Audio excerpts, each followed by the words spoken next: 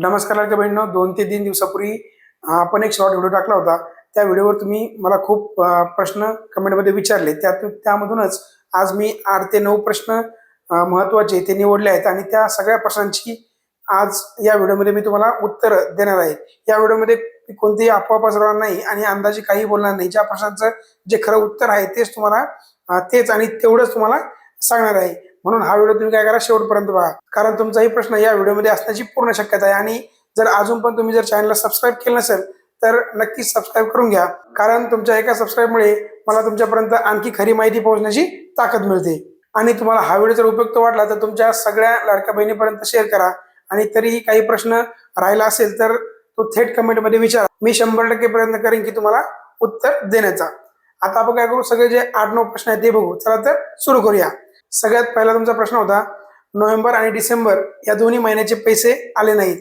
लाडक्या बहिणींनो, जर तुम्हाला नोव्हेंबर आणि डिसेंबरचे या दोन्ही महिन्यात जर पैसे आले नसतील तर सगळ्यात पहिली चुकी तुमची झाली असेल की तुमची ई-केवायसी तुम्ही पूर्ण केली नसेल, किंवा जर तुम्ही ई-केवायसी पूर्ण केली असेल तर ती ई-केवायसी चुकली असेल. तर हे सगळं करूनही जर तुम्हाला पैसे येत नसतील तर तुमचं काय झालं असेल बघा, आधार सीडिंग जी आहे ती बँकला नसेल, किंवा तुमचं जे आधारमध्ये नाव असेल किंवा बँकमध्ये नाव असेल ते मिसमॅच असेल किंवा चुकलं असेल.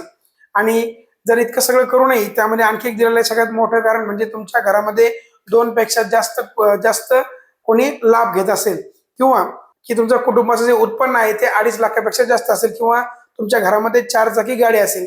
म्हणजेच तुम्ही लाडक्या बहीण योजनेच्या अपात्रतेच्या निकषामध्ये नाव गेलं असेल. अशा प्रकरणामध्ये तुमचे जे हप्ते आहे, म्हणजे तुमचा जो नोव्हेंबर आणि डिसेंबरचा हप्ता जो आहे तो थांबलेला असू शकतो आणि तुमचा जो अर्ज जो आहे तो सुद्धा पेंडिंग असू शकतो. आता तुम्हाला काय करायचंय, सध्या आणखी म्हणजे कोणतंही अपडेट आलं नाही, तुम्हाला काय करायचं, फक्त वेट करायचंय.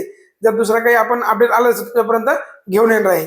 लाडक्या बहिणींनो, आता तुमचा दुसरा प्रश्न होता, केवायसी करूनही मला पैसे आले नाहीत. फक्त केवायसी केली म्हणजेच पैसे येतात असं नाही.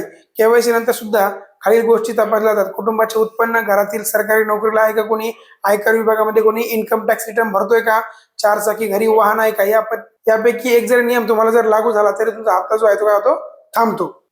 तुमचा तिसरा प्रश्न, केवायसी केलीच नाही आता काय होईल.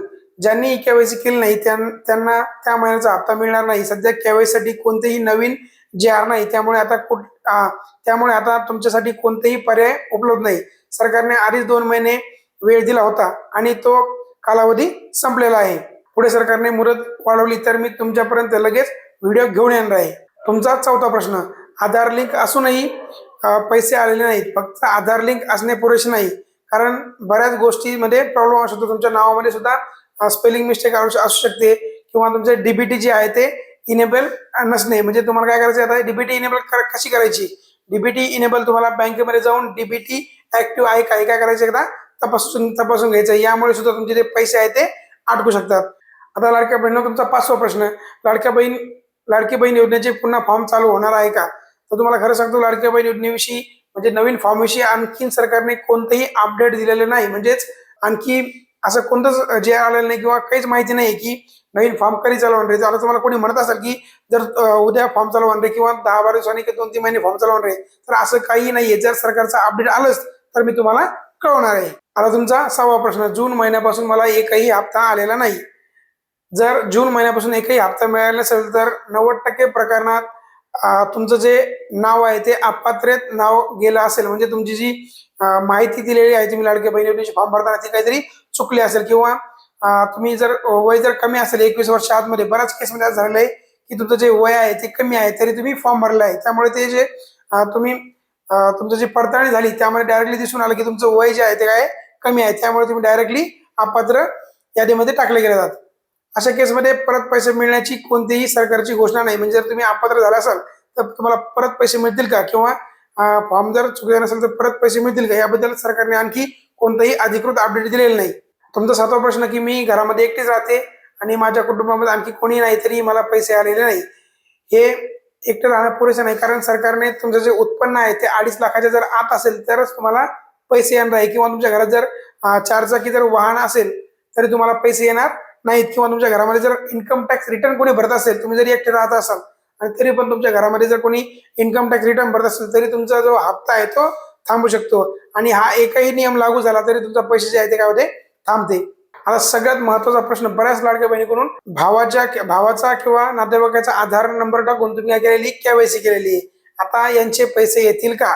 सर्वात महत्वाचा मुद्दा, जर जर तुम्ही ही केवायसी तुमच्या भावाचा किंवा वडिलाचा आधार क्रमांक टाकून जर केली असेल तर तुमचे जे पैसे आहे ते येणार नाहीत. केवायसी पूर्ण करताना आधी स्वतःचा आधार नंबर, नंतर वडिलाचा किंवा पतीचा आधार नंबर असा ऑप्शन दिला होता, पण नंतर सरकारने स्पष्ट केलं की भावाचा किंवा इतर नातेवाईकाचा आधार नंबर हा इनव्हॅलिड आहे. फक्त आपल्याला दोनच ऑप्शन दिले होते की तुम्ही एक तर तुमच्या वडिलाचा नंबर टाका जर अविवाहित असाल, आणि जर विवाहित असाल तर तुमचं काय करायचं, तुम्हाला पतीचाच आधार क्रमांक टाकायचा आहे. आता यानंतर सरकार काय केलं बघा, आपल्याला वडिलाचा किंवा तुमच्या पतीचाच आधार क्रमांक टाका, आणि नंतर तुम्हाला 1 महिना वेळ देण्यात आला की तुम्ही काय करा, तुमचे पती नाही आहेत किंवा तुमचा घटस्फोट झालाय किंवा तुमचे वडील नाही आहेत, अशा नंतर काय करायचं होतं, पर्याय दिले होते. तुम्ही त्यापैकी एक पर्याय काय करायचा होता, निवडायचा होता. पण अनेक लाडक्या बहिणींना हा अपडेट कळालाच नाही, म्हणजे त्यांच्यापर्यंत हा अपडेट जे आहे ते नवीन त्यांच्यापर्यंत पोहोचलंच नाही. याच कारणामुळे अनेक लाडक्या बहिणींचे जे फॉर्म आहे ते अपात्र ठरले आहेत आणि त्यांचे हप्ते थांबले आहेत. आता सध्या यासाठी कोणतेही नवीन पर्याय जो आहे किंवा एखादा JR जो आहे तो आलेला नाहीये. पुढे सरकारने काही अपडेट दिलेला नाही. तर समजा जर एखादा अपडेट आलंच तर मी तुमच्यापर्यंत तो व्हिडिओ घेऊन येणार आहे. आता बऱ्याच लाडक्या बहिणीचा प्रश्न असा होता की याच्यानंतरचा दुसरा जो प्रश्न होता तो अंगणवाडी सेविका डॉक्युमेंट घेत नाहीयेत. बघा याचं सगळ्यात मोठं कारण म्हणजे त्यावेळेस अधिकृत JR उपलब्ध नव्हता, त्यामुळे सेविकांनी कागद स्वीकार नाहीत. तारीख निघून गेली. यात लाडक्या बहिणींची कोणतीही चूक नाही, पण सरकारकडून अजूनही यावर कोणताही उपाय जाहीर नाहीये. आता लाडक्या बहिणींनो, मी तुम्हाला सांगतो की यामध्ये नेमकं आपल्या साईटवर दिल्यापैकी, म्हणजे पहिल्यापासून साईटवर दिलं होतं की नेमकं या योजनेमध्ये पात्र कोण राहणार आहेत. आता सगळ्यात पहिलं म्हणजे तुम्ही या महाराष्ट्राचे रहिवासी असला पाहिजे. तुम्ही विवाहित, विधवा, घटस्फोटित, निराधार यापैकी तुम्ही असले पाहिजे. तुमचं वय जे आहे ते 21च्या वर आणि 65च्या आत म्हणजे तुमचं वय असलं पाहिजे. आधारला लिंक बँक खातं तुमचं पाहिजे आणि तुमचं जे उत्पन्न आहे ते 2.5 लाखापेक्षा कमी पाहिजे. ह्या जर निकषात तुम्ही बसत असाल तर तुम्ही या लाडक्या बहीण योजनेसाठी पात्र आहात. आता बघा, या योजनेमध्ये अपात्र कोण कोण आहेत. ज्यांचं उत्पन्न 2.5 लाखापेक्षा जास्त असेल किंवा तुमच्या घरामध्ये कोणी जर इन्कम टॅक्स रिटर्न भरत असेल तो सुद्धा अपात्र आहे. तुमच्या घरामध्ये कोणी सरकारी नोकरीला असेल किंवा पेन्शन धारक असेल तो सुद्धा काय आहे, यामध्ये अपात्र आहेत. इतर योजनेतून, आता सगळ्यात महत्वाचा मुद्दा म्हणजे इतर योजनेतून 1500 पेक्षा जास्त लाभ, जर इतर योजनेतून 1500 पेक्षा जर तुम्ही जास्त लाभ घेत असाल तरी तुम्ही या योजनेसाठी अपात्र आहात.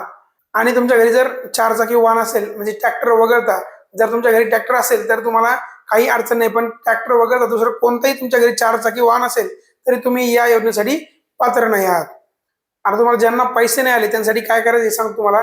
लाडक्या बहिणींनो, ज्यांना पैसे आले नाहीत ते सगळे चुकीचे नाहीत, पण सध्या कोणतेही सुधारणा JR, नवीन फॉर्म, KYC तक्रार यासाठी अधिकृत वेबसाईट येईपर्यंत वाट पाहावी लागेल. आणि कारण मी तुम्हाला अफवा कोणतेही सांगणार नाही. सरकारचा अपडेट जर आलाच की मी सर्वात आधी व्हिडिओ बनवून तुम्हाला कळवेल किंवा तुम्हाला तो व्हिडिओ आहे तो पाठवेल. आता जर तुम्हाला हा व्हिडिओ जर तुम्हाला उपयुक्त वाटला असेल तुम्ही काय करा, लाईक करा आणि असेच खऱ्या माहितीसाठी आपल्या चॅनलला सबस्क्राईब करा.